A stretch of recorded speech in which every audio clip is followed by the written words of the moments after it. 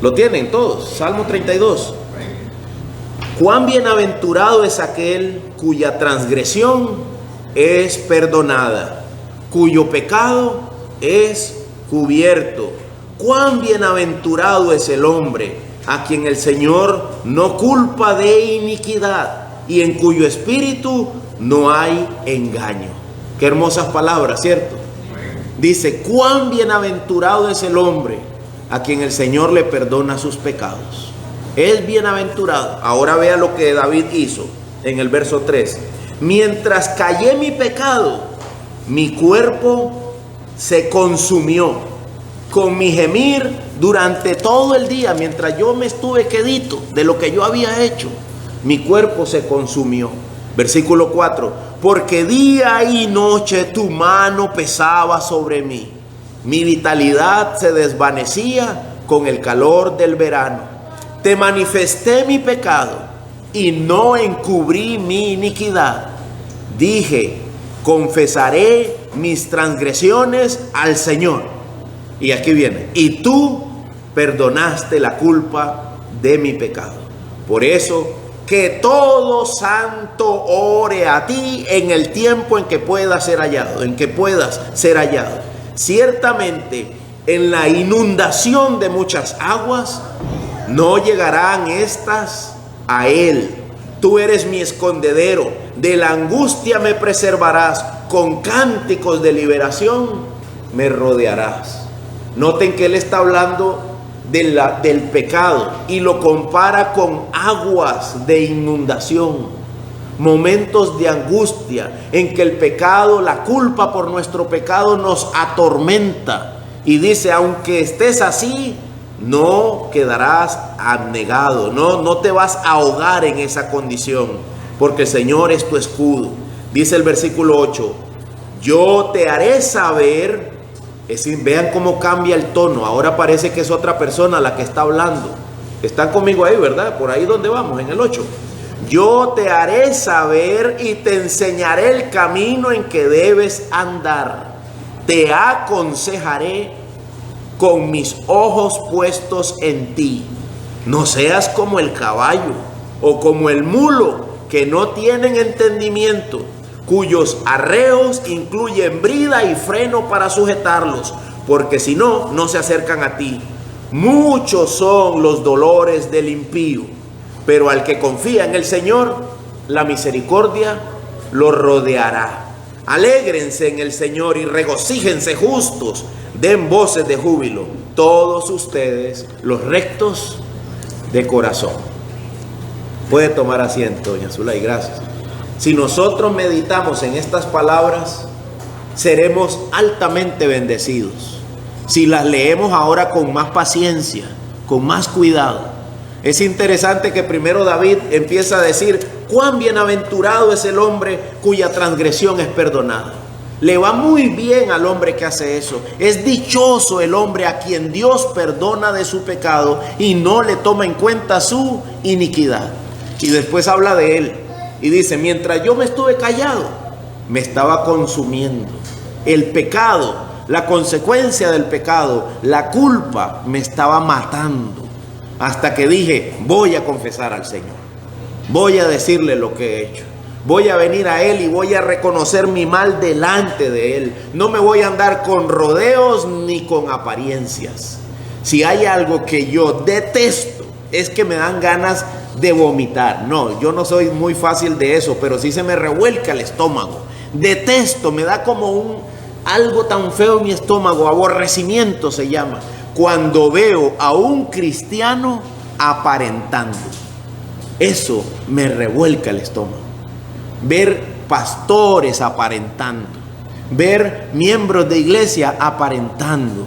Mi hermano, cuando hay pecado, confiésalo, no lo aparentes, no le eches revestimiento para que se vea bonito. No, hermanos, hay que reconocer que somos pecadores, hay que reconocer que estamos en necesidad de gracia, hay que humillarnos delante de Dios y decir, Señor, perdona mi pecado. Mi hermano, asegúrate, si hay algo que me encanta, es la sinceridad. Asegúrate de ser sincero. Ahora me acerqué, voy a dar un ejemplo, hermano Dani. Ahora me acerqué al hermano Dani para conversar con él, preguntarle sobre su carro. Y mientras estábamos hablando me venía a la mente que hay mucha gente que se te acerca y te hablan de todo menos de lo que de verdad importa. Conversan de todo menos de lo que de verdad importa. Pues estábamos conversando ahí y me venía a la mente que este tipo de conversaciones muchas veces los ponemos nosotros de frente para evadir nuestra realidad, para no reconocer nuestro pecado. No digo que el hermano esté pecando ni yo, no, estábamos conversando. Lealmente, literalmente me acerqué a él a preguntarle: ¿cómo está tu carro, hermano? ¿Cómo te ha ido con eso? Y me dice: gracias a Dios ya está bien. Pero me vino a la mente, ¿me explico, hermano Dani? Me vino a la mente que muchas veces gente se me acerca o nos acercamos a gente y solo le andamos por las ramas, para no tocar el tema que de verdad importa, que se llama pecado. El tema con el que realmente deberíamos lidiar todos nuestros días, que se llama pecado. Dice el salmista: bendito el hombre cuyo pecado es perdonado. Lo que está diciendo es: no hay cosa más hermosa que la sinceridad de la confesión, la sinceridad del reconocimiento de la maldad y la búsqueda del rostro de Dios para decir: perdón, perdóname, Señor. Y es interesante, vayan conmigo al Salmo 32:8. Es interesante que el Salmo 32:8 parece la respuesta de Dios a la súplica. Usted le dice perdón y el Señor, ¿qué le dice? Sí, yo te haré saber y te enseñaré el camino por el que debes andar. Yo me imagino que David dijo: Señor, perdóname. Yo no sé por dónde andar. No sé cómo caminar, no sé cómo vivir la vida que a ti te glorifica. Señor, perdóname. Y el Señor dice: sí, yo sé eso. Yo te voy a enseñar el camino por donde tú debes andar. Mi hermano, Dios es soberano en la salvación. El que salva es el Señor. El que está perdido soy yo. Yo no encontré a Jesús. Jesús no estaba perdido. El que estaba perdido era yo. El Señor me encuentra a mí. El Salmo 32:8 dice que el que me enseña por dónde andar es el Señor. Nuestro camino no es bueno, no era bueno. Nosotros somos encontrados por el Señor, rescatados por el Señor. Confesamos porque el Señor nos guía a eso. Y una vez que esto ocurre, una vez que hay perdón de pecados, tenemos al Señor de nuestro lado. Dice el Señor: yo te voy a enseñar el camino. Eso sí, ¿qué dijo el Señor en el Salmo 32? Eso sí, ¿qué? Díganlo. ¿No lo vieron ahí? No seas como el mulo, ni como el caballo. ¡Wow! ¡Qué comparación, Señor! No la hizo el pastor Edgar, la hizo el Salmo, la hizo Dios. Eso sí, no seas como el mulo, ni como el caballo, que requieren de un freno metálico dentro de los dientes para hacer que respondan hacia un lado o hacia el otro lado. Yo veo los jinetes ahí entrenando caballos ahí por mi casa, y hasta que les dan duro, lo jalan para un lado, lo jalan para el otro lado, y dice la gente: pobrecito animal. Bueno, seguramente habrán mejores técnicas de entrenamiento para animales, pero quiero decirle que normalmente ellos no nacen aprendidos a hacer eso. Hay que enseñarlos, y para enseñarlos hay que ponerles todo eso. Si no, no hacen caso. No sean así, dice el Señor. No sean así. Es decir, hermano, debes ser tú suavecito de cara. Que donde el Señor diga: Edier, para acá. Digo: no, sí, Señor. Sí, Señor. A donde tú digas, Señor. Para acá, mira, para allá. Camina. No veas, no digas, no hables. Haz esto, haz aquello, haz lo otro. Suavecito de riendas, dice: te quiero. Confiesa tu pecado, yo te perdonaré, yo te voy a enseñar el camino, pero sé suavecito. Yo quiero guiarte y tú me sigues a lo que yo te estoy guiando. Lo que pasa con el Señor es que si usted no lo sigue, usted de Él igual Él lo va a guiar. Aunque eso signifique que se lo lleve a la gloria antes de tiempo. Si usted es del Señor y usted se resiste, el Señor se lo va a llevar. Antes de tiempo se lo va a llevar. Y si no, todavía no se lo quiere llevar, entonces lo va a hacer sufrir mucho, porque usted no entiende la bendición que hay en una relación con Dios y en el perdón de nuestros pecados. Así que, mi amado, oremos, encomendémonos al Señor y, como dice el título, vamos a ver qué se hizo. Estímulos. Estimulémonos a través de las palabras que veremos hoy para buscar el perdón de pecados. Oremos. Padre Dios, gracias por esta mañana. Gracias por cuidarnos hasta este momento y darnos la oportunidad de estar juntos. Padre, usted sabe que nosotros somos una iglesia nueva. Somos una iglesia pequeña, una iglesia necesitada de la gracia suya. Necesitamos, oh Dios, su bendición. No para crecer y ser numerosos solamente, sino para ser santos, para andar en una comunión con usted, para darle gloria a usted. Padre, ayúdanos Señor, y ayúdanos a ser suaves, sensibles a su voz, para no tener que estar innecesariamente avergonzados, sino en santidad, siendo útiles para el ministerio. Ayuda a los hermanos a considerar sus caminos, a todos nosotros, a que consideremos nuestra senda, que no seamos arrogantes, vanagloriosos, sino humildes y sencillos, hijos suyos, sin mancha. Padre, ayúdanos a ser sin mancha. Ayúdanos, Señor, a andar por tus caminos y darte gloria.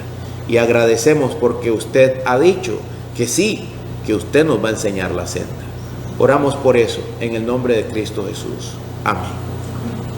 Mi amado hermano, cuando usted estudia Mateo capítulo 6, en el verso 12 específicamente, ahora sí vamos allá por favor, Mateo 6, el verso 12, dice, y perdónanos nuestras deudas, como también nosotros hemos perdonado a nuestros deudores. No se preocupe, un día de estos vamos a explicar qué significa eso de como también nosotros hemos perdonado a nuestros deudores. Por ahora seguimos en las utilidades que hemos tenido al estudiar la expresión perdona nuestras deudas, perdónanos nuestras deudas. Ha sido muy útil estudiar eso. Una de las cosas en las que ha sido útil es que nos ha sido de información. La frase perdónanos nuestras deudas es informativa, me da información. Estaba yo pensando al meditar en las letras de mi devocional hoy, de este sermón de hoy, que nosotros necesitamos información veraz. Nosotros como ciudadanos necesitamos información correcta sobre las cosas que ocurren en nuestro país. Pues de la misma manera nosotros como cristianos, nosotros como seres humanos necesitamos información veraz sobre nuestra condición. Y la Biblia dice que nuestra condición es de deudores delante de Dios. Esa es la condición correcta del ser humano, a alguien que le debe a Dios. Y el estudio de esa porción bíblica nos ha demostrado que efectivamente no hay forma de pagar esa deuda. Es por eso que la expresión que se usa, la manera en que debemos orar, inicia diciendo perdónanos, porque no podemos pagarla. ¿Le ha tocado alguna vez a usted hacer eso? Hace poco le golpeé la moto a una persona con mi carro, sin querer, ¿verdad? Le tumbé la moto y me dice, vecino, mire, ya llevé la moto a la agencia para que la valoren, ¿cuánto me debe? Y yo dije, ay señor, usted sabe que cuando hablamos de agencias en Costa Rica, dice uno, me van a sacar hasta la sangre. Y yo me hice mi presupuesto. Señor, tengo 150,000 pesitos. Si esta mujer me sale pidiendo 500, voy a tener que hacer esto. Mire, perdóneme, pero yo no tengo ese dinero. Lo siento. Me declaro en quiebra. ¿Cierto o no? Me declaro en quiebra.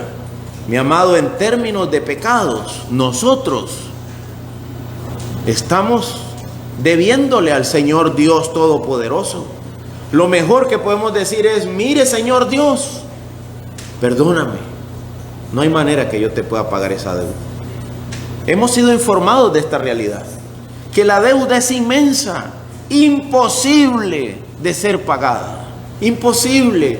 Pastor, ¿dónde inicio mi vida cristiana? ¿Cómo inicio mi vida cristiana? Inicia pidiendo perdón. Iniciamos diciendo: perdóname, Señor. Soy deudor delante de ti y no puedo pagar esa deuda. No le puedo decir al Señor Dios: ten paciencia conmigo, mañana te lo pagaré. No podemos decir eso. No podemos decir eso. A veces tenemos deudas pequeñas y podemos decirle a nuestro acreedor, al que le debo, le puedo decir: ten paciencia conmigo, mañana te lo pagaré. Pero no le podemos decir eso a Dios. Ni hoy, ni mañana, ni pasado podremos cancelar nuestra deuda delante del Señor, que es inmensa, es eterna, no tiene fin. Como hemos ofendido al Creador de todas las cosas, y como Él es eterno, cualquier ofensa delante de Él será eterna, de dimensiones eternas, imposible de ser saldada la deuda. Por lo tanto, dice el Señor Jesús, aprende a orar de esta manera: Padre nuestro que estás en los cielos, perdónanos nuestras deudas. Perdóname, Señor, las ofensas. Y al estilo de Lucas, perdónanos nuestros pecados. Que la deuda que tenemos con Dios es imposible de pagar. Es imposible de pagar. Mi amado, no hay manera que un sacrificio humano nuestro pueda cubrir la deuda delante de Dios. Una señora, siempre les cuento que una señora muy humildemente me dijo una vez: yo ya estoy cerca de alcanzar el cielo. Creo que son unas cuantas escaleras más y ya llegué. Y estaba siendo ella muy sincera cuando me dijo eso. Y le dije yo: ¿por qué cree usted que está cerca de alcanzar el cielo? Me dijo: he cuidado a muchos ancianitos hasta el momento de su muerte.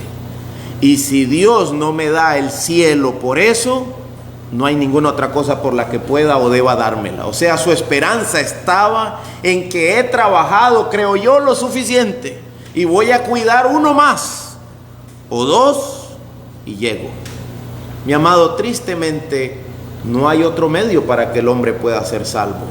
El hombre es deudor delante de Dios y no tiene forma de cancelar esa deuda. Lo mejor que el hombre puede hacer es ir a hablar con Dios y decirle: Padre Dios, necesito una reunión con usted hoy para decirle: perdóname, estoy en bancarrota, no le puedo cancelar esa deuda. Ten misericordia de mí, el pecador. Ten misericordia de mí, ten piedad de mí, soy un pecador, perdóname. ¿Se acuerdan el hijo pródigo? Iré a mi padre y le diré: Padre mío. ¿Se acuerdan que él dijo? Él pensó: yo voy a ir a mi padre y voy a decirle que me perdone y que me reciba como uno de sus trabajadores.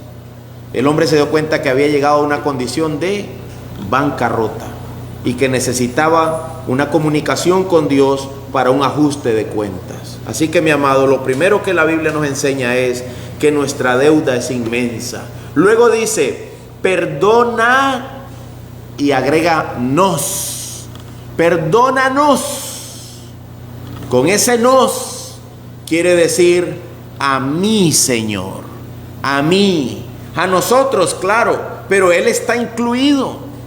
Es como que yo dijera: ustedes no leen, ustedes no oran, ustedes no hacen esto y no hacen aquello. En todo ese momento yo estuve por fuera.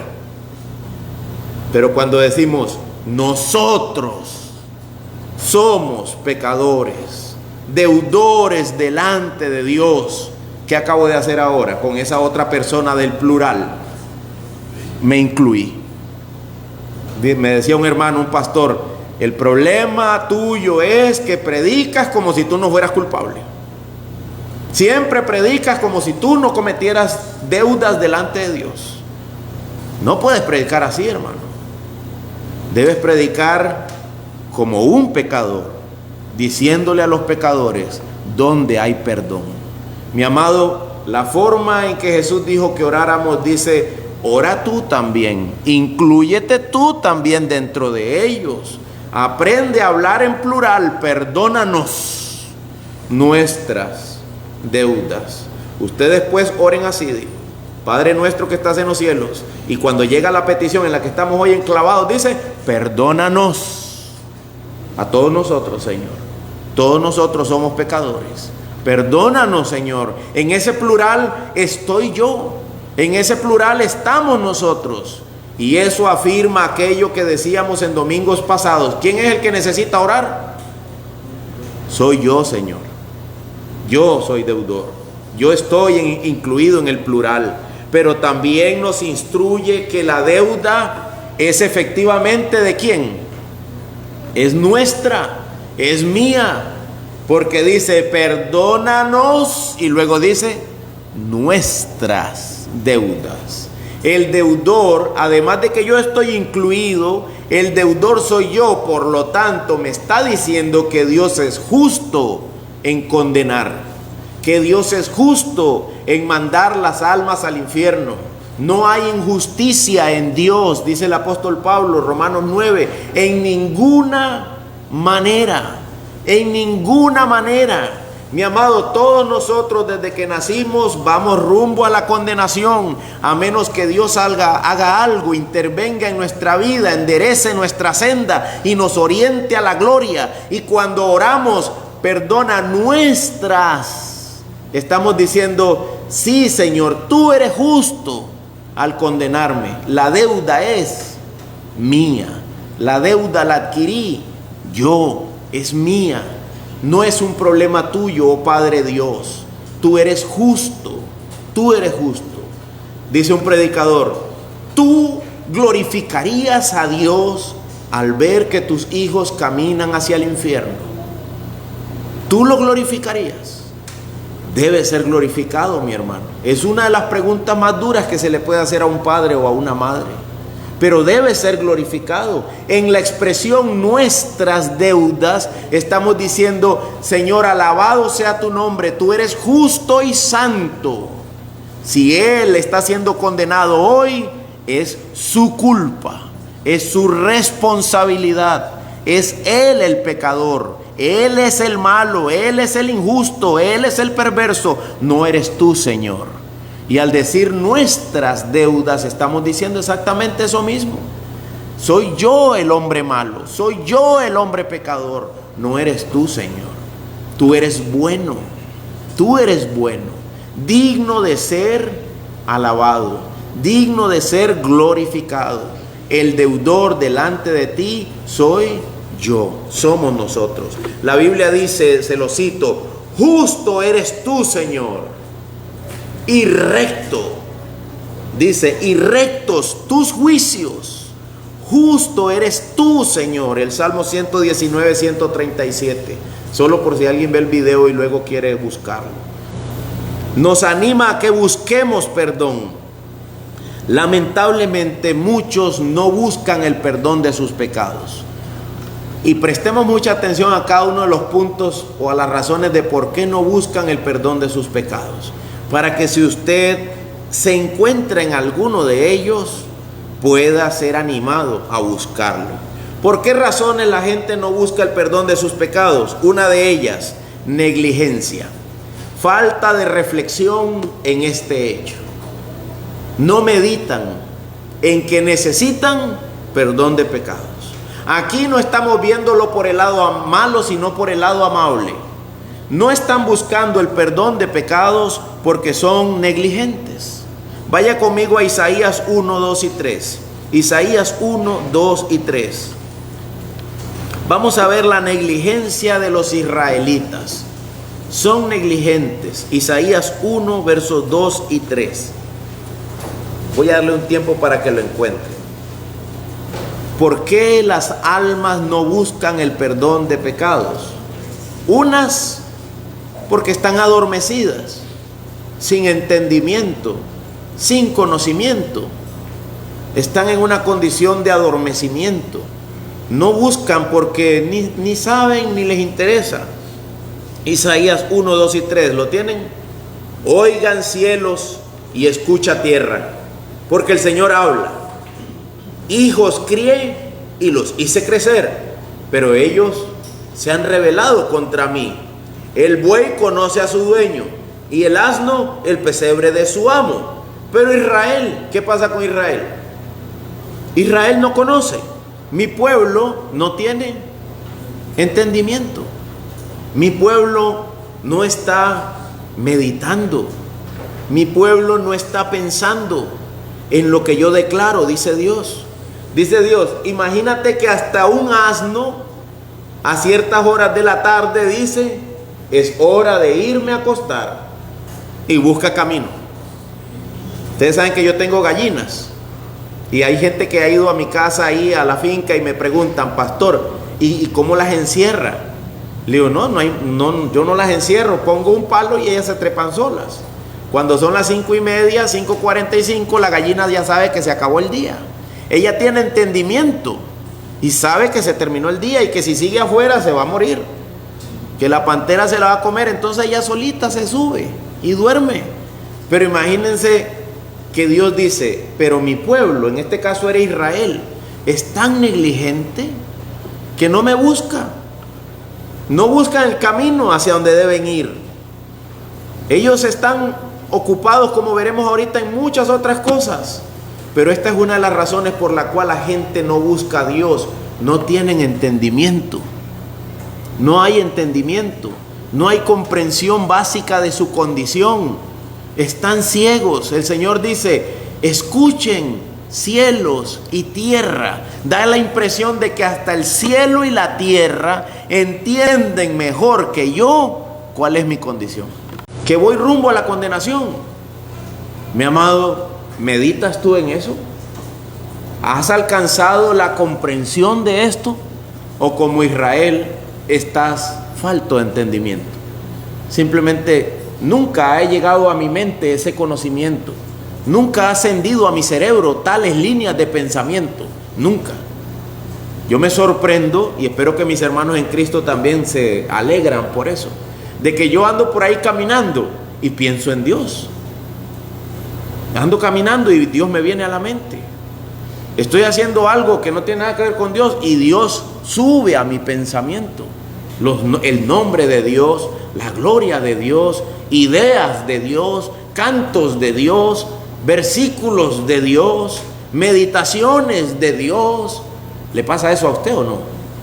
¿O solo usted hace rosquillas, pan? No, literalmente, lava ropa, cocina, plancha, lava. Y Dios y los pecados. No, pastor, viera que yo no me mortifico por eso. Qué interesante, eso nunca alcanza su pensamiento. No se da cuenta que si no está llegando esto a su pensamiento, hay un tapón en algún lado y usted no está meditando en lo que de verdad debería estar meditando. No está tomando conciencia, mi amado. Si todos tomáramos conciencia, tal vez me dijeran, pastor, lloremos delante de Dios. A veces hay hermanos, me encanta un predicador que siempre está conmovido, llorando, porque está muy consciente de su pecado, está consciente de su mal, de la grandeza de Dios. Pero recuerde, una de las razones por las cuales la gente no reacciona para decir, perdóname, Señor, es que está como dormido. Yo puse aquí las palabras, son negligentes, les falta reflexión en esto. Esa es una de las razones. Otra razón, falta de convicción. No ven sus pecados como un gran mal. No lo ven como un gran mal. No están convencidos de eso. No están convencidos de ser pecadores perdidos que necesitan el perdón de Dios. No hay convicción de eso. Cuando uno está convencido de algo, hace maletas. Cuando nosotros estamos, Zulay, yo creo que este año está con la convicción de que va para México. A México es. Y ya me estaba diciendo, pero ¿cuál es el horario de las clases del año que viene para ver si no choca? Está convencido de que va para allá, a una reunión de hermanas. Cuando uno está convencido de algo, uno hace maletas. Si yo estoy convencido que soy un pecador, ¿qué voy a hacer? Voy a orar a Dios que me perdone. Voy a buscarlo en confesión de mi pecado. Pero si no estoy convencido, No veo que eso sea necesario. Le dijeron a un pastor que por qué no predicaba sobre el pecado. Y dijo, está loco, si yo me pongo a predicar de eso, toda la iglesia se va. Él no está convencido como pastor de lo grave que es el pecado. Y no quiere convencer a su iglesia, persuadirlos de lo grave que es el pecado. Lo toman como si fuera algo liviano, liviana cosa, algo potable, algo que no es urgente. Otros no buscan el perdón de pecados porque están detrás de otras cosas. Vaya conmigo a Mateo 13:22. Mateo 13:22. Gente en quien se siembra la semilla, pero se siembra entre espinos. Recuerde, vamos viendo esta radiografía de por qué la gente no busca el perdón de pecados y vamos viendo en cuál calzo yo. No tengo entendimiento, no estoy convencido o estoy muy ocupado. Mateo 13:22, ¿lo tienen? Y aquel en quien se sembró la semilla entre espinos, este es el que oye la palabra, pero ¿qué le pasó? Las preocupaciones del mundo y el engaño de las riquezas, ¿qué hacen? Ahogan la palabra y se queda sin fruto. A veces, hermanos, termina la predicación, se acabó el culto, nos saludamos y los aficionados a la pesca nos decimos unos a otros, vamos a ir a pescar, vamos. Y yo me pregunto si se nos olvidó el sermón. Yo me pregunto si el anhelo de otras cosas ahoga la palabra. Me lo pregunto. Cuando estoy en la panga, me lo pregunto. Cuando estoy haciendo otra cosa, me lo pregunto. De mí mismo y de los demás, ¿habrá ahogado esto la predicación? ¿Habrá ahogado esto la palabra? ¿Sabe que a veces pasa? El afán ahoga la palabra. A nadie le gusta que le digan un domingo a la 1 de la tarde, ¿de dónde vienes? ¿No era que andabas en culto? ¿Dónde está tu santidad?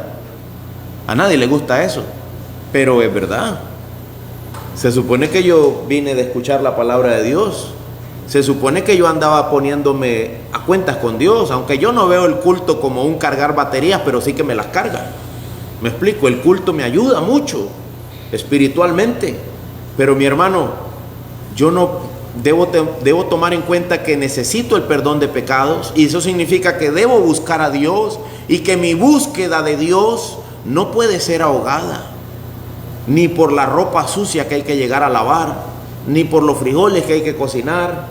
Y si la ahoga, necesito despertar pronto y buscar alianzas. Hermanos, ayúdenme, que no se ahogue la palabra. Que yo pueda estar meditando todo el tiempo, que no me ahogue a mí el afán de otras cosas. En ocasiones, los domingos hay personas que están tan ocupadas, vienen al culto y salen corriendo porque tienen que ir a hacer otra cosa. Mi amado, procura organizar tu vida de manera que la verdad de la palabra no sea ahogada. No te digo que no vayas al cine. No te digo que no vayas a la playa, no te digo que no visites tus familiares, no te digo que no cocines frijoles, haga todo eso, pero siempre pensando que no se ahogue la palabra.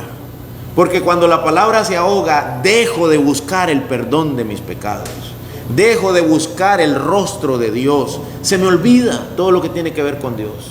Dice un pastor, lee la Biblia aunque sea medio capítulo todas las mañanas, porque se te va a hacer un hábito. Se te va a hacer una costumbre. Y cuando sea una costumbre ya podrás pasar a capítulo, a 2 capítulos, a 3 capítulos. Y muy pronto verás que necesito más tiempo para leer mi Biblia. Y con lamento la cerrarás para ir a lidiar con el día a día. Porque ya eso es parte de tu vida. Pero recuerde, algunos, sus pecados, no buscan el perdón de sus pecados por simplemente están ocupados en otras cosas. No son gente mala, mi hermano, no. Solo que están ocupados, muy ocupados. No tienen tiempo. No tienen tiempo. Estamos a punto de iniciar la reunión de varones los viernes a las 7 de la noche. El discipulado para varones, miembros de iglesia cristiana, bandera en alto. Pero ¿sabe qué se ocupa para eso? Tiempo. Tiempo. Y si yo no organizo mi vida, nunca voy a sacar el tiempo. Y todo eso tiene que ver con el perdón de pecados. Todo eso está relacionado con que el Señor extiende su gracia sobre nosotros. Otros no buscan el perdón de pecados porque son atrevidos y suponen que Dios es demasiadamente misericordioso y que los perdonará, aunque no lo hayan buscado nunca. Simplemente concluyen que, ay, pero si Dios es bueno, Dios no condena a nadie. Todos iremos a su presencia.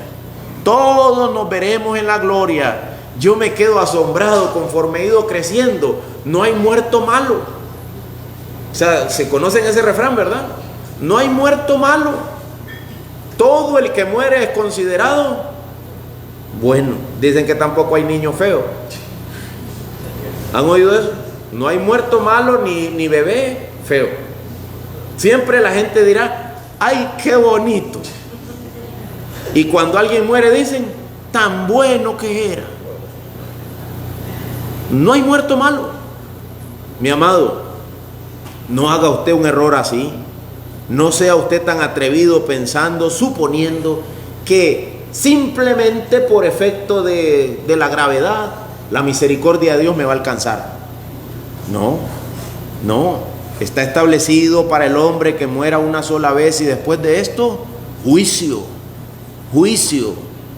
No misericordia, juicio. A menos que clamen vida pidiendo, perdóname, Señor, mis ofensas. Y ahorita van a ver que no son solo palabras, es más que eso. Pero tiene que haber tenido un episodio en su vida en esta tierra en el que haya buscado a Dios de verdad, clamando al Señor por su compasión. Así que recuerde que algunos dan por hecho que Dios es muy bueno. Salmo 50:20, búsquenlo porfa. Salmo 50:20, la economía de la palabra, ¿verdad? Por favor. Salmo 50:20, búsquenlo. Vamos a leer hasta el 22. Salmo 50:20 hasta el 22. No se preocupe que aquí el clima está muy rico y hay un asiento para usted en la sombra. Así que podemos seguir un buen rato. Salmo 50:20, ¿lo tienen? Dice así: te sientas y hablas contra tu hermano. Al hijo de tu propia madre, ¿qué le haces? Lo calumnias. Hablas contra tu hermano, quiere decir que eres un chismoso. Lo calumnias. Dice el verso 21, estas cosas has hecho. ¿Y Dios qué había hecho? Y yo he guardado silencio. Pensaste que yo era tal como tú, pero te reprenderé y delante de tus ojos expondré tus delitos. ¿Lo ve, mi amado? No haga malos cálculos pensando que, ay, pero si Dios es bueno. Dice Dios, ¿tú creías que podías estar hablando de tus hermanos y de la gente, que podías estar en chismes, pleitos, contiendas, borracheras, adulterios, fornicaciones, orgías, malos pensamientos? ¿Tú creíste que tú podías hacer eso así y que nada iba a pasar? Dice el Señor, no. Tú pensaste que yo era como tú. Tú pensaste que como yo me quedé quedito y no dije nada, pensaste que yo era como tú. Pero eso no es así, dice el Señor. Verso 22. Entiendan ahora esto ustedes, los que se olvidan de Dios. No sea que los despedace y no haya quien los libre. Dios es bravo y justo en su enojo. Dios es amor, dice la gente. Lo ponen por todas partes, en las paredes, en los estados de WhatsApp. Dios es amor. Sí, claro. Y también un fuego que consume. Dice Dios, mira, si tú crees que yo era como tú, estás equivocado. Entiéndelo a tiempo, porque lo que va a pasar es que yo te podría despedazar. Te puedo destrozar, condenarte al infierno para siempre. Yo no soy como tú, dice el Señor, soy santo, santo, santo. 3 veces santo. No tengo relación con el pecado. En el cielo no hay chistes vulgares, no hay mujeres para estar viendo, no hay pornografía, no hay malos pensamientos, nada de eso, nada de eso. Delante del Señor nada de eso se sostiene. No hay chismes, no hay cuentos, no hay idolatrías. Nada de eso se sostiene delante de Dios. El hombre, nosotros, lo mejor que podemos hacer hoy es decir: perdónanos, Señor, perdónanos, perdona mi pecado, Señor, soy un pecador, ten misericordia de mí, Señor, ten compasión de mí, enséñame el camino, ayúdame a andar por tus sendas, guíame por tus sendas, Señor. Y luego al pastor: pastor, repréndame, dígame por dónde estoy andando, no me deje ir por mal camino, pastor.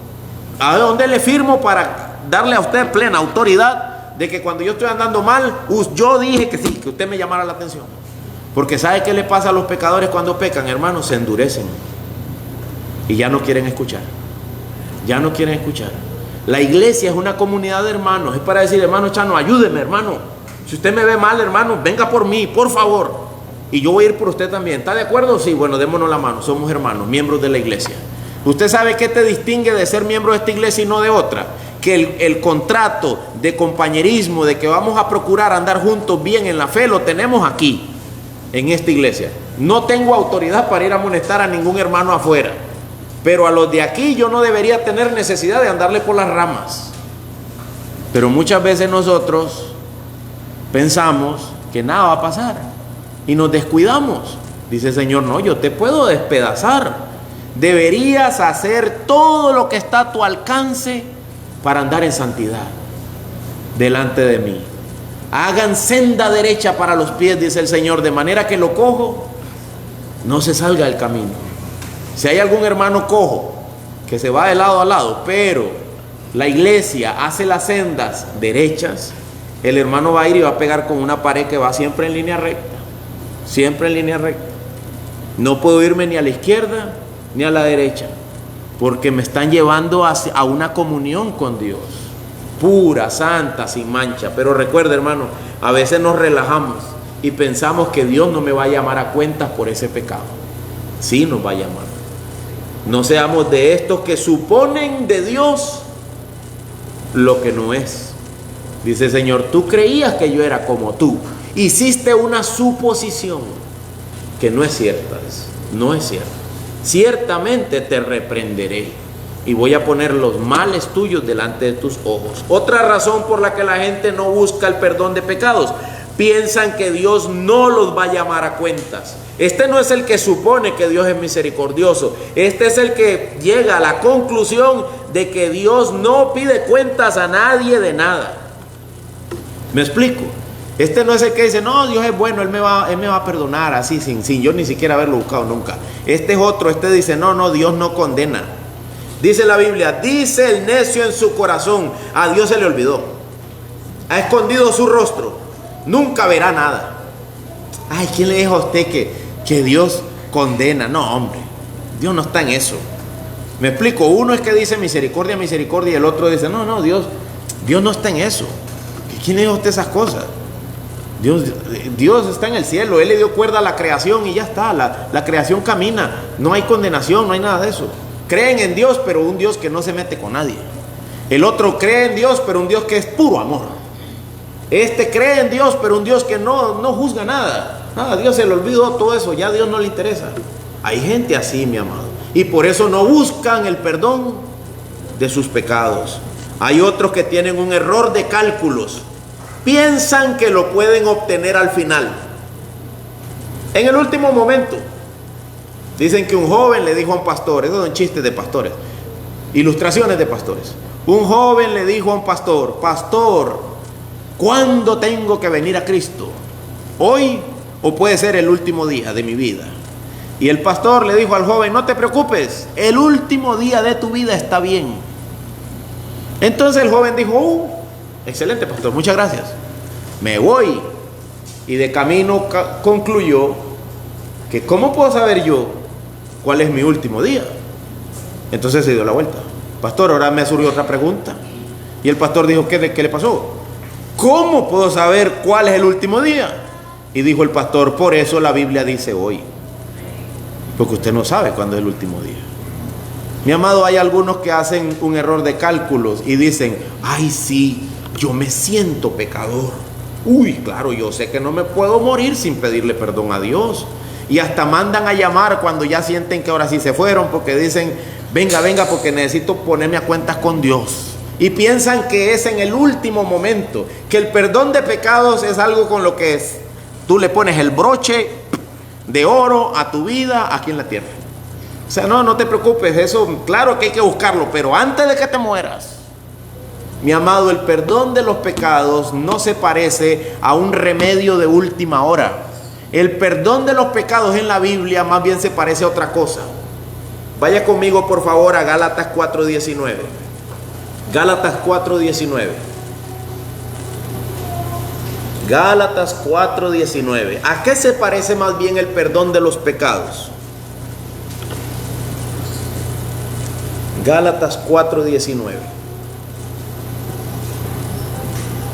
¿Qué dice? ¿Ya lo ojeó ahí? Gálatas 4:19. Dígame a qué se parece el perdón de los pecados según ese texto. Ajá, ahí lo escuché el rumor ya. ¿Qué dijeron? Dolores de parto. Hijos míos, por quienes de nuevo sufro dolores de parto, hasta que Cristo sea formado en ustedes. Mi hermano, el perdón de los pecados no es así. Ahí te voy, Padre, perdóname. No. El perdón de los pecados se parece más a un dolor de parto. Eso es lo que Pablo está diciendo. Y está hablando bíblicamente. ¿Qué dice Juan 3:3? Juan 3:3. Ahora no es Pablo, ahora es Juan. ¿Qué dice Juan 3:3? Sí, el Evangelio. Juan. El Evangelio según San Juan, capítulo 3, versículo 3. ¿Qué dice? El que no nace de nuevo no puede ver el reino de Dios. Mi amado, el perdón de los pecados no es algo que yo hago a última hora, así como pásenme el agua bendita, me tomo un trago de esto y me voy para el cielo. No. No. Se parece más a un proceso de parto. Se parece más a cuando alguien nace. Son pocas las personas a las que he oído decir que parir es como beber agua. Son pocas. Sé de una que decía eso. Así es. Allá hay una mamá que dice que no. Que parir no es así. Es todo un proceso, pastor. Usted no tiene ni ideas. Vea, eso es, para empezar, la panza por sí es una cosa terrible. Los achaques, los malestares. Y luego empiezan las labores de parto. Y va uno corriendo al hospital y dice, no, todavía no, vaya camine. Y siente uno unas mordidas y unos dolores y unas cosas. Y eso se va agravando. Hasta que al final nació el bebé. Y si no es que lo nacen. Lo que estamos diciendo es que es complicado. Mi amado, el perdón de los pecados es complicado. Se parece más a una mujer pariendo que a beber agua. El perdón de los pecados es algo tan intenso, conlleva tantas cosas, puede ser tan fácilmente aparentado. Hay gente que aparenta que nació de nuevo, hay gente que aparenta ser cristiana, hay gente, dice un autor, dice algo así: el perdón de los pecados va a dar como fruto mansedumbre, templanza, humildad, gozo. Y uno dice, bueno, ya sé que tengo que buscar. Y luego dice, pero ten cuidado, porque el mundo fabrica con facilidad lo mismo. Y usted dice, ¿y entonces? ¿Cómo puedo saber si estoy perdido? Porque yo pensé que ya, como ya me sentía tan contento viniendo aquí, cantando cantos, me imagino que alguien que viene y dice, pastor, qué lindas canciones, me gustan, me dan unas ganas de cantarlas, ya soy salvo. Y yo le digo, mira, el perdón de los pecados es un asunto complicado. No basta solo con sentirte contento, porque usted puede sentirse muy contento aquí en el culto y aún así estar condenado. pastor, ¿y entonces cómo puedo distinguirlo? Ay, hijo mío, ora, busca al Señor, clama. Te vas a encontrar cuando tus pecados te son perdonados. Por favor, escuchen esto y no lo confundan con ninguna otra cosa. Cuando de verdad tus pecados te son perdonados, tú vas a encontrar que has estado gimiendo delante de la presencia de Dios y diciendo: Señor, perdóname, Señor, soy un pecador, estoy mal, ayúdame, dame tu fuerza. Mi amado, yo pasé años pidiéndole a Dios eso. Y todos los lunes en la mañana yo era otra vez el mismo. Y cuando el pastor predicaba el domingo en la noche, yo me sentía tan pecador y volvía a pedir perdón. Y el lunes otra vez el mismo. Y un día el Señor me atropelló. Yo no lo andaba buscando, Él me alcanzó a mí. Yo estaba ahí con un grupo de jóvenes hablando de Dios, y Dios dijo a mi mente a través de mi conciencia: hipócrita. Y yo no sé si me quedé quedito ese día, pero, o sea, frente a los jóvenes. Pero yo dije: es cierto. Y yo estaba enojado con la esposa del pastor porque decía: Edier predica y ni lee la Biblia de él. Y yo decía: qué señora chismosa, siempre metiéndose en lo que no le importa. Tiene que ser la esposa del pastor. Todo el tiempo esta mujer en eso. Y es verdad, ella era así, pero lo que estaba diciendo era cierto. Ella era como un cuervo agurero, ¿verdad? Como el hombre que ¿se acuerda de un hombre que le decía cosas feas a David y que le gritaba? Y decía: eso es lo que te pasa por ser un sanguinario. Y decían los hombres de David: lo matamos. Y dicen: ay, déjenlo. Si Dios le dijo que le gritara esas cosas a David, ay, déjenlo. Esa mujer me decía esas cosas a mí y me molestaba. Pero hasta que Dios me dijo: es verdad. Y no porque lo dice ella, sino porque lo digo yo. Y yo dije: cierto, Señor, ni siquiera conozco tu Biblia. Así que empecé a leerla. Y cuando yo empecé a hacer eso, Dios me cambió. Y cuando Dios me cambió, yo dije: Dios respondió mi oración. Pero lo dije como 10 años después. No había sido capaz de ver que yo había estado llorando por mi pecado. Llorando por mi pecado. Hermanos, no es como beber agua, se parece más como un proceso. Como un proceso. Dios está trabajando, trabajando, trabajando. Sí, hacemos cosas en el inmediato. Confesamos, nos bautizamos, pero esto se parece a algo más complicado que lleva tiempo, el perdón de pecados. Un día esto le decía a Niji: mi amor, ¿usted se da cuenta que la hermana Cata ya habla diferente? Ya habla bonito, ya habla como cristiana. ¿Ustedes se han dado cuenta que la hermana Yara ya habla diferente? ¿Ustedes se han dado cuenta, hermanos? Ya habla diferente. Cuando recién vinieron, no. Ahora hablan diferente. Ustedes se han dado cuenta que la hermana Cinia ya es diferente, que el hermano Roberto ya es diferente. Cuando recién vinieron, no, ahora sí. No es como beber agua. Va Dios trabajando, lavando, limpiando, transformando. Es como un terreno que hay que rastrearlo. ¿Han visto una máquina rastreando tierra dura, seca? Tiene que revolcar, tiene que sacar todo hasta que ya huele a tierra húmeda y está lista para sembrar. Si no, es un terreno árido que no da fruto. Mi amado, cuando Dios perdona nuestros pecados, no es como un trago de agua, no es como una pastilla, es más procesual. ¿Procesal? No sé, los abogados sí saben. Es más un proceso, es como un proceso. Dios trabajando conmigo, ¿verdad, hermano Dani? ¿O me equivoco? ¿Estoy diciendo herejías aquí en el templo, hermano? ¿En el púlpito? No, ¿verdad? Es más como un proceso. Claro que hay un aquí y un ahora, pero hay un proceso. Dios está trabajando. No es tan así. Así me cambió el Señor a mí, pero resulta que todo eso fue parte de un proceso. Todo eso fue parte de un trabajo de Dios. ¿Por qué las predicaciones de ese pastor me estaban inquietando?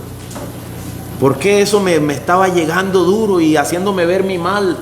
¿Y por qué la señora del pastor andaba diciendo cosas que a mí me enojaban? Dios estaba usando todo eso lo estaba usando Dios para salvarme.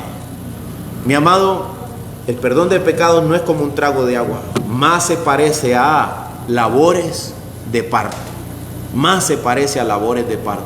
Asegúrate, si tú has estado ahí revolcándote dentro del vientre de Dios hasta haber nacido de nuevo, hasta que puedes ver para atrás y decir: Señor, yo te alabo. porque has tenido de mí misericordia. Y el Señor dice, este es el hijo mío, el que yo he parido, ¿verdad? Este es mi hijo. Tengo en él complacencia por la obra de Cristo. Otros no buscan a Cristo ni el perdón de sus pecados por desesperación. Creen que son tan malos que ya no hay para ellos esperanza. Parece mentira, pero es verdad. Amados míos, hay gente que tiene un yo tan punitivo. Crecieron escuchando a sus padres diciendo, para nada sirves, eres un inútil, eres un haragán, vago, inútil, otra vez inútil, inútil, inútil, que cuando oyen de Cristo dicen, soy tan malo, pero soy inútil. No hay para mí esperanza. Están desesperanzados, están hundidos en su propio mal. Cuando tú pienses eso, recuerda que ha costado la muerte de Cristo. Ciertamente el perdón de pecados es algo muy grande, para lo cual yo soy no útil, inútil. Soy incapaz de perdonarlos, de que se me perdonen a mí. Pero Cristo vino a la tierra, dio su vida, se sacrificó para que nosotros recibamos el perdón de nuestros pecados. Así que, mi amado, si tú tienes un yo así que te maltrata, pon tu mirada en Cristo. Pon tu mirada en Cristo. Martín Lutero, se cumplen más de 500 años de la Reforma Protestante. Hace más de 500 años, en épocas como esta, un monje católico llamado Martín Lutero tenía un yo muy punitivo. Ese hombre se autolatigaba, se volaba duro por sus pecados, y dicen que lo hallaron muchas veces como medio muerto, porque él se autoflagelaba por sus pecados. Cuando iba a confesar, nadie quería ser el que lo escuchaba, porque él confesaba por horas su pecado y no encontraba descanso. Y se iba y después volvía y decía, disculpe, confesor, se me olvidó un pecado. Dice, Martín, te he escuchado por 6, 5 horas. ¿Tienes más? Sí, me acabo de acordar de otro. Bueno, confiesa. Hasta que un día Martín iba de rodillas, trepando, visitando Roma, de rodillas ahí, reconociendo su pecado, y dijo, ¿y cómo puedo saber que todo esto es cierto? Y leyendo su Biblia le encontró un pasaje que decía, el justo por la fe vivirá. Y él dijo, eso es todo lo que yo necesito. Fe en Cristo. Descansaba en Cristo, ya no en su propia capacidad. ¿Por qué no en su propia capacidad? Porque su propia capacidad nunca era suficiente. Para el yo de Martín Lutero, sus propias obras nunca eran suficientes. Así que entendió, gracias a Dios, que el sacrificio de Cristo es suficiente. Mi amado, si de alguna manera tú eres uno de esos, son pocos, les cuento, que son así. La mayoría ni le importa su pecado. Pero hay gente que se siente tan mala que dicen, yo no soy suficiente para Dios. Yo soy el peor de los pecadores. Pues la gracia y la misericordia requieren de un pecador. Requieren de alguien que no da la talla. De alguien inútil, que no sirve. Pero no te quedes ahí. Ven al Padre Dios y dile, perdona mis ofensas. Perdona mis ofensas. Recuerda que para eso Cristo vivió, para eso Cristo murió y también resucitó. Él ya lo pagó. Él es el que paga. Con su sangre sella el perdón de nuestros pecados. Mi amado, refúgiate en Él, escóndete en Cristo, aunque la desesperación te alcance. Sal corriendo a Cristo. Apóyate en los pies del Señor y suplica su gracia. La salvación, el perdón de los pecados, es la cosa más importante que un hombre puede alcanzar. El tiempo ya me ha ganado, pero déjeme decirle esto. La mayoría de los terapeutas hoy en día tienen que trabajar y ganan plata a razón de que la gente se siente culpable y la culpa los está matando. Vieras, no sé, no puedo dormir. Vieras, no sé, me siento mal. No sé qué es. Vamos a hacerle un examen de todo, señora. Nada, todo está bueno. El hígado está bien, la sangre está bien, todo está bien. Entonces dicen, vaya al psiquiatra, porque la culpa lo está matando. Cuando usted escuche esto o piense en esto, recuerde que los pecados matan, que nadie puede soportar, no hay cuerpo que pueda soportar una conciencia que te acusa. Y realmente lo que las almas necesitan es conversar con Dios, ponerse a cuentas delante del Señor y reconocer su pecado. Terminemos leyendo juntos lo que empezamos leyendo al principio. Salmo 32. Y piensen por favor mientras leemos, si no están acaso todas las palabras que hemos dicho resumidas en este texto. Salmo 32. ¿Lo tienen otra vez? Cuán bienaventurado es aquel. Salmo 32. Cuán bienaventurado es aquel cuya transgresión es perdonada, cuyo pecado es cubierto. Cuán bienaventurado es el hombre a quien el Señor no culpa de iniquidad, en cuyo espíritu no hay engaño. Dice, bendito sea ese hombre. Ese hombre disfruta paz que el mundo no le puede dar. Y luego dice David, mientras callé mi pecado, ¿qué le pasó al cuerpo de él? Mi cuerpo se consumió. Necesité terapia, dice. Mientras callé mi pecado, necesitaba yo un terapeuta. Mi cuerpo se consumió. Con mi gemir durante todo el día, porque día y noche tu mano pesaba sobre mí. La conciencia lo acusaba. Dios usaba lo que tenía que usar para mostrarle que era malo, que era pecador, que necesitaba perdón. Dice, mi vitalidad se desvanecía con el calor del verano. Perdía las fuerzas, dice el salmista. No tenía fuerza yo. Pero ¿qué hizo él? Te manifesté mi pecado. Te manifesté mi pecado. Y no encubrí mi iniquidad. Dije, confesaré mis transgresiones al Señor. Y tú perdonaste la culpa de mi pecado. ¿Qué le quitó Dios? La culpa. Los sentimientos de incapacidad, de impotencia, de inutilidad, de ser inservible. Tú quitaste la culpa. Y cuando la culpa se va, mi hermano, usted puede cantar alegre. ¿Qué dice él? Por eso, todo santo, ore a ti en el tiempo en que pueda ser hallado. Ciertamente en la inundación de muchas aguas no llegarán estas a él. Tú eres mi escondedero, de la angustia me preservarás, con cánticos de liberación me rodearás. Lo que está diciendo David, oren, busquen al Señor, que si Él les perdona sus pecados, ustedes se van a sentir en paz. Mi amado, el domingo pasado dije que yo había estudiado psicología, ¿verdad? Por favor, no saquen cita conmigo. No saquen cita conmigo. Yo estudié, me gradué en una de las mejores universidades del país. Buen estudiante, me querían de psicólogo. Me querían. Pero ¿sabe de qué me di cuenta? Que con la palabra es suficiente.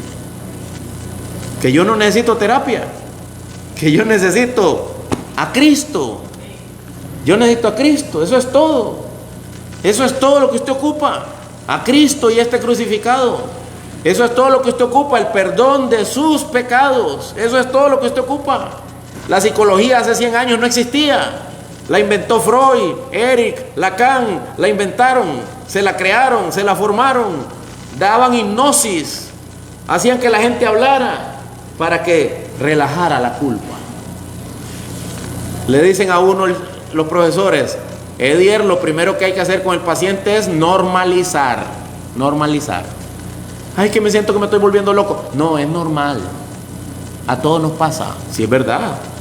Pero lo que necesitas para curarte es a Cristo. Después de graduado concluí que la psicología es un pañito de agua tibia para un hombre que está muerto. No puedo ejercerla. No saque cita conmigo. No puedo ejercerlo. Pero pastor, ¿alguna función tendrá? Sí, que la hagan los orientadores y que la hagan los maestros, yo no.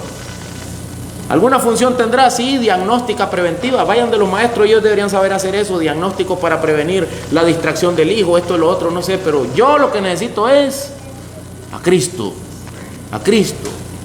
Cuando un hombre está mal por sus pecados, todo su cuerpo se enferma. Cuando un hombre tiene una relación correcta con Dios, tiene paz, tiene gozo, está bien, nada pasa a su alrededor, se pueden mover los montes de un lado al otro y yo descanso en el Señor. Claro que a veces mi mar está agitada, claro que a veces mi mente se siente confundida, pero yo ya sé que necesita a Cristo, a Cristo. Dame a Cristo. Eso es lo que mi alma ocupa. Mi amado, corra a los pies del Señor Jesucristo.